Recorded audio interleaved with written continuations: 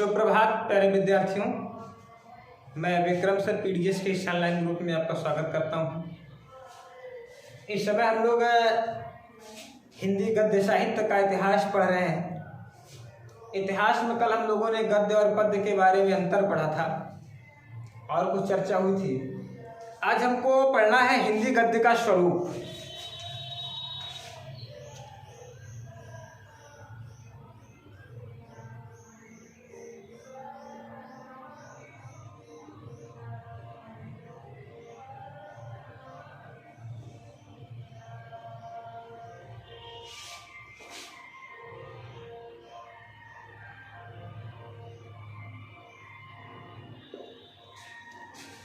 एक चर्चा हम आपसे करते हैं कुछ हिंदी गद्य का स्वरूप और विकास। देखिए,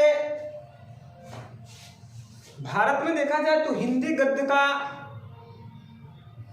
जो सबसे पहला रूप परिलक्षित हुआ वो 10वीं शताब्दी के आसपास और राजस्थानी भाषा में माना जाता है।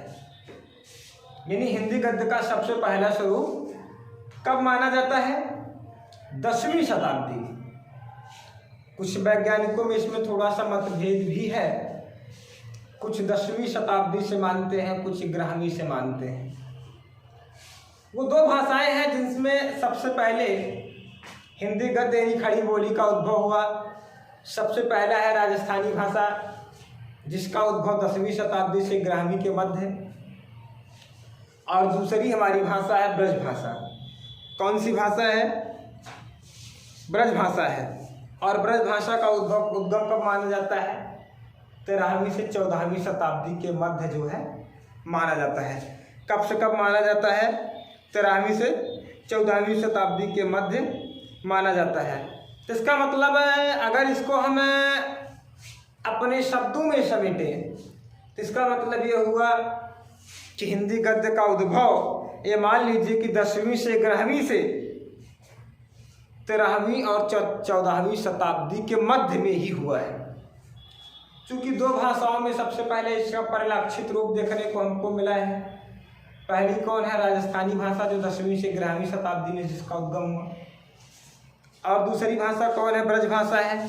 ब्रज भाषा का उद्गम कब माना जाता है? 13वीं से 14वीं शताब्दी के बीच में माना जाता है। किसके बीच माना जाता है? 13वीं से 14वीं शताब्दी के बीच में माना जाता है। लेकिन एक चीज और है,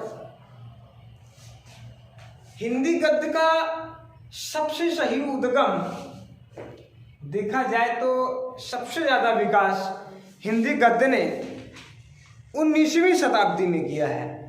किस शताब्दी में किया है? 19वीं शताब्दी में किया है, जिनमें दो राजा थे। उन्होंने हिंदी गद्य के साहित्य में बहुत बड़ा योगदान दिया। एक का नाम था राजा शिव प्रसाद सितारे हिंद। पहले राजा कौन थे? राजा शिव प्रसाद सितारे हिंद। और जो दूसरे राजा थे उनका नाम था राजा लक्ष्मण सिंह। ठीक है। लेकिन देखिए, इसके पहले हिंदी को क्या किया गया? हिंदी के पूरे विकास को 6 भागों में बांटा गया। कितने भागों में बांटा गया? 6 भागों में बांटा गया। आइए सबसे पहला लिखते हैं।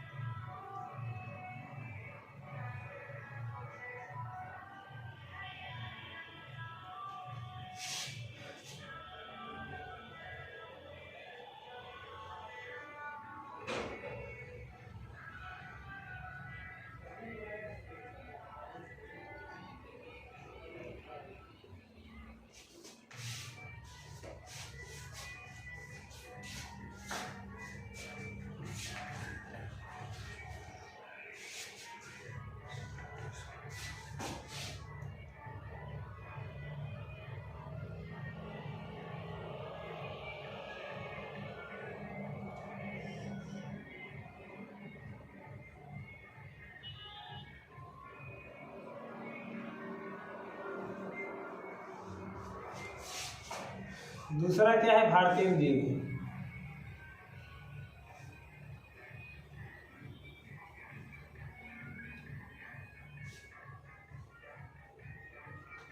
दूसरा युग हमारा क्या है, भारतेंद्र युग है। ये 1868 से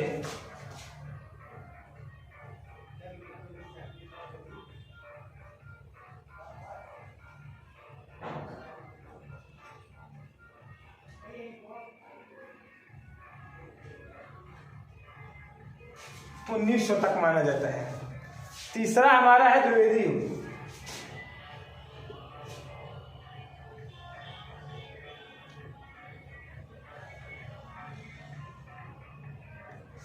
तीसरा हमारा क्या है, द्विवेदी युग है। ये कब से कब तक है,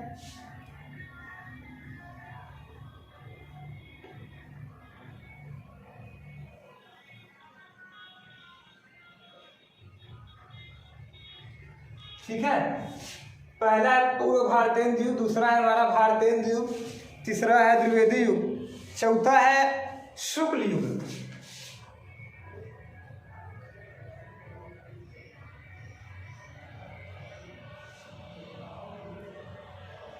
इसको हम लोग छायावादी युग भी कहते हैं। कौन सा युग इसको कहते हैं, छायावादी युग कहते हैं। शुक्ल युग को क्या कहते हैं, छायावादी युग कहते हैं। देखिए छायावादी युग का जो समय है,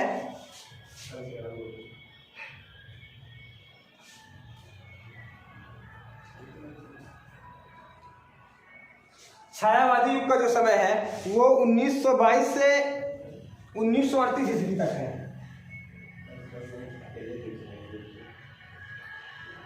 ठीक है। और जो हमारा पांचवा युग है, कौन सा युग है, पांचवा युग है, वो है शुक्लोत्तर युग।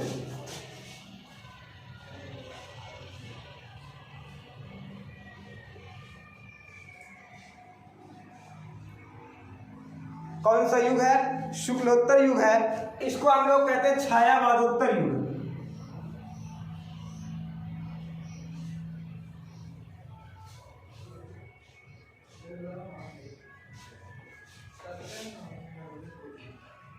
इसमें थोड़ा सा ध्यान देंगे, यहाँ पर 1922 भी है, कहीं कहीं आप इसको 1919 भी मिल सकता है, 1919 से 1938 भी मिल सकता है। इसको ध्यान में रखिएगा इस बात को।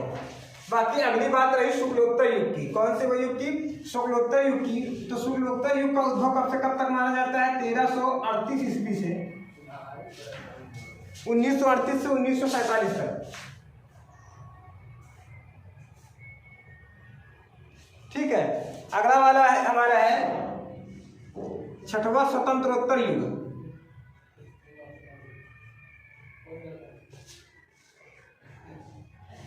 या फिर आधुनिक युग। कौन सा युग है, स्वतंत्र युग है अथवा आधुनिक युग। ये 1947 से अद्यतन, यानी ये आज तक वैलिड है। तो हिंदी गद्य को कितने भागों में बांटा गया है, मुख्यतः 6 भागों में बांटा गया है। पहला हमारा पूर्व भारतेंद्र, भारतेंद्र हरिश्चंद्र जी से पहले का जो युग है वो है। दूसरा वाला हमारा है भारतेंद्र युग। कौन सा युग है, भारतेंद्र युग। ये कब से है, 1868 से 1900 ईस्वी तक है। अगला है द्विवेदी युग, 1900 से लेकर 1922 तक है। अगला है हमारा शुक्ल युग यानी छायावादी युग। ये कब से कब तक, कहीं पर आपको 1922 भी मिल सकता है, कहीं पर आपको 1919 मिल सकता है। कब तक ये वैलिड है, 1938 तक। अगला है शुक्लोत्तर युग। कौन सा युग है, शुक्लोत्तर युग। इसको क्या कहते हैं हम लोग, छायावादोत्तर युग भी कहते हैं। कौन सा युग कहते हैं, छायावादोत्तर युग। ये कब से कब तक वैलिड है, 1938 से 1947 तक। अगला जो हमारा है स्वतंत्रोत्तर युग है। स्वतंत्रोत्तर युग, इसको हम लोग क्या कह सकते हैं, आधुनिक युग भी कह सकते हैं। कौन सा युग कह सकते हैं, आधुनिक युग भी कहते हैं। ये कब से कब तक है, 1947 से आज तक है। कब से कब तक है, ये वैलिड है 1947 से लेकर आज तक वैलिड है। ठीक है। आइए इसके स्वरूप पर हम थोड़ी चर्चा और करते हैं।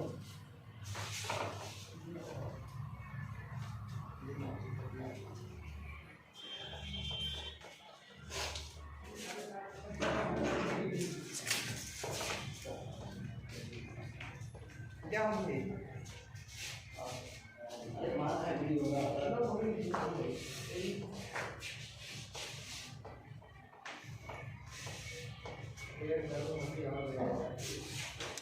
तो कभी कभी क्वेश्चन हमसे पूछ लेता है, हिंदी खड़ी बोली गद्य की प्रथम रचना कौन है।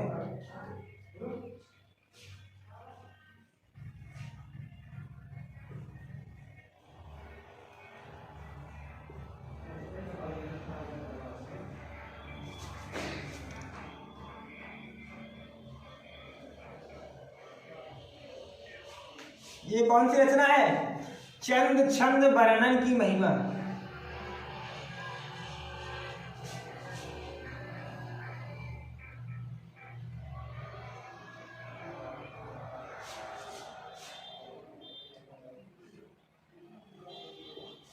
इसने किसने लिखा था? कवि गंग ने लिखा था। हिंदी खड़ी बोली गद्य की सबसे पहली रचना क्या है? चंद छंद वर्णन की महिमा। हालांकि देखिए कुछ और लोग थे, कुछ और भी लेखक थे जिन्होंने बहुत अच्छे अच्छे कलाकृतियाँ लिखी हैं। जैसे हम इसमें बात कर सकते हैं विट्ठल नाथ जी का है श्रृंगार रस मंडल। किसका है? विट्ठल नाथ जी का क्या है? श्रृंगार रस मंडन। ठीक है। अगले इसके अलावा गोकुलनाथ जी का है 84 वैष्णवन की वार्ता।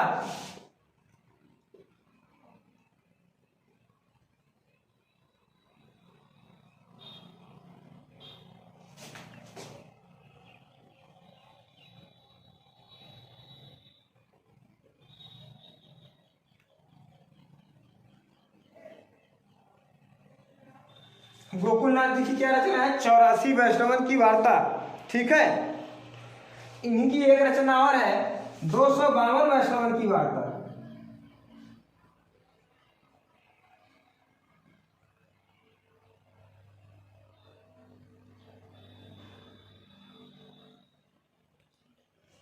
गोकुलनाथ जी का क्या है? 84 वैष्णवन की वार्ता है। और क्या है? 252 वैष्णवन की वार्ता है। ठीक है। नाभादास जी का है अष्टश्याम।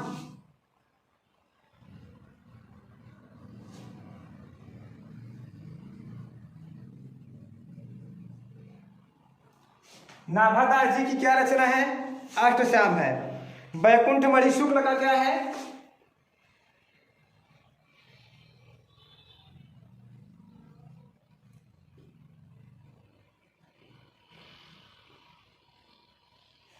वैकुंठ मणि शुक्ल की क्या रचना है? इनका है अगहन महात्म्य।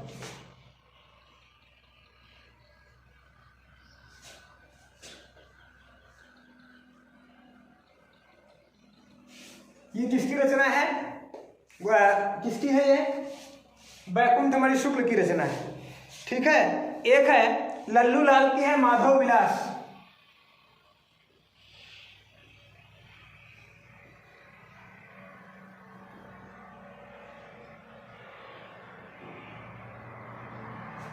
ये सारे क्वेश्चन हमारे बोर्ड परीक्षा के लिहाज से, हमारे होम एग्जाम के लिहाज से बहुत ही इंपॉर्टेंट हैं। इनको आप भली भांति क्या करेंगे? रट लेंगे। हालांकि इसमें ज़्यादातर जो रचनाएं लिखी गई हैं, जैसे ये सारी रचनाएं हैं, ये लगभग 17वीं शताब्दी की रचनाएं हैं। ये क्या है? हिंदी खड़ी बोली गद्य की सबसे पहली रचना है। हिंदी खड़ी बोली गद्य की सबसे पहली रचना क्या है? चंद छंद वर्णन की महिमा ना। लेखक कौन है? इसके कवि गंग है। तो आगे की चर्चा, चूंकि इसका कोर्स बहुत ही लंबी है, एक दिन में ये फिनिश होने वाला नहीं है। यहाँ तक हम लोगों ने चर्चा किया है। अब आगे अपने युगों पर जिस युग को हमने लिखा है उन पर अगली चर्चा हम लोग अगले वीडियो में करेंगे। आज बस इतना ही। तो अगर इसमें आपको किसी भी प्रकार की समस्या तो हमारे मोबाइल नंबर 88 58 19 58 65 पर कॉल करके अथवा व्हाट्सएप करके समस्या का समाधान प्राप्त कर सकते हैं। Thank you, that's all. Subscribe now and press the bell icon. Never miss an update.